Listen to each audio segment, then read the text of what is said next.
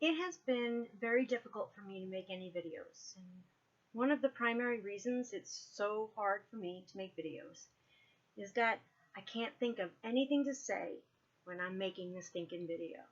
Now, to most of you, it would be common sense to write things down, right? Then I forget I have it. So, I was given advice from a new friend that I found online that also has some health issues, and she has a concern about it being multiple sclerosis. She found me on, I believe it's Eric's multiple sclerosis blog. I think that's what it's called. And she had asked me a whole bunch of questions that she didn't know the answers to. Well, answers is something I have. I have a lot of answers. And the reason I have a lot of answers is because I've been through a lot of problems. Now, the answers I have are not from reading books or listening to doctor seminars or my own education. It's because of experience. And I have so much experience, whether it be medical experience in the disease that I have of MS, or it be life experience going all the way back from when I was a young child, you name it. I've pretty much figured out that no one can give me too many questions I can't answer. But I love to help and I love to try. So this is what we're going to do today. I was tied up all day trying to figure out how to get my camcorder to download onto my computer, which is now run by Windows 10, and now I can't get it to work. So what I'm going to do is I've turned to my basic webcam and I'm just making a video. So this is not a glamour video. I'm not trying to show off for anybody. This is just me trying to be useful to the community out there, whoever has a question about multiple sclerosis, or really, I don't know, even if it's something to do with something you have, just questions, I can answer them. And I can try to do the very best I can, and especially for diagnosis and symptoms, and it's a tough process, and it's even tougher if you're alone. So I'm making this video just for that very purpose. So I have this friend, and I'll use her first name. Her name is Robin, and she suspects she may have MS, and she's finally decided to go to a doctor and ask him to take her seriously and give her an MRI, which is a magnetic resonance imaging, resonance something imaging, MRI. And she did, and she had like one probably white, what they call demyelinization, or where you got some calcified or just dried up areas in your brain, and that's common for someone my age. I'm 45, she's in her 50s.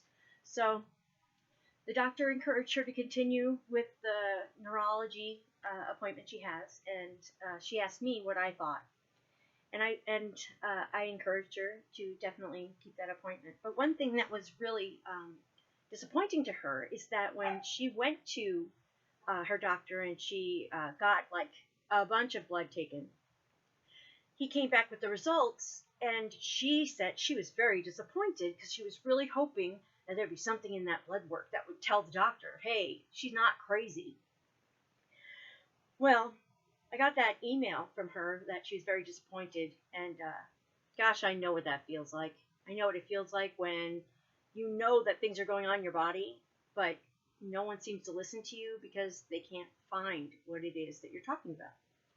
Well, the thing about multiple sclerosis that I told her, and I'm going to tell you, is that there is no set test, whether blood or spinal fluid or any test, that exists to diagnose multiple sclerosis. There is none. Basically, they go by symptoms that you report to them and symptoms alone. That takes a long time to get diagnosed, because multiple sclerosis, in a lot of ways, there's several different types. There's a progressive multiple sclerosis that can just ravage someone's brain and body and nervous system over a period of months, and that's progressive MS. But I have relapsing remitting MS. Now that could take a long time to build up the kind of evidence on an MRI that a doctor can just look at and go, wow, you're sick with MS. So let me encourage you, if you're looking to see if a doctor will diagnose you, or you're in the process of thinking about telling your doctor about these weird sensations in your hands. Some people describe it as pins and needles. I'm going to describe it as I felt like there was a bug in between my two fingers, like it was moving, like I had a bug in between my two fingers when I brought them together, and I dropped something because of it, because I really thought there was like some freaky bug on my finger. Well, there wasn't. That's the kind of feelings that MS will give you. MS can give you pins and needles. MS can give you, I only had this one time, a hugging type of a sensation, like you have this strap around your body and it squeezes you like a belt. Only had it once. So I wouldn't even think that that would be something, that a doctor would just be like, oh, MS. Doesn't work that way. So keep a journal. Keep a record of what you feel, every little thing, when you had it, how long it stayed. All of these questions you may have, just put them all together and let me know. And I'm sure I probably rambled off the situation or the questions I was talking about, but talking is what I do, so I'm still good at that, and I'm good at answering questions. And like I said, the experience I have with MS is vast. I've had MS since I was 18 years old. They only recognized my MS in 2009. That's a long time to be bearing with a neurological disease by yourself. So I've taken in quite a deal of experience and information. But don't get discouraged. And when you go to the doctor, please don't expect to be diagnosed. That's the worst thing you could do. In fact, when my friend Robin got her blood test results, I wrote her back on her email and I said, no. That's actually a good sign. When you're getting your blood work done for a suspicious diagnosis of multiple sclerosis, they actually test you from everything from herpes all the way up to AIDS, because they have to rule out every other medical condition in the spectrum that could in any way be misdiagnosed as multiple sclerosis. They really don't have a test. I'm really not exaggerating. There is no test except to rule out by giving you every single test. So don't look to be diagnosed on your first visit. Don't be discouraged when they tell you there's nothing in your blood work. That's actually a good sign. That means that there's no other reason for you to have these symptoms. And prepare yourself to eventually have to go through a lumbar puncture or a spinal tap, because that clearly is the money symptom that they're looking for. They're looking for protein in your spinal fluid, and that comes from the dead brain cells flowing down into your nervous system.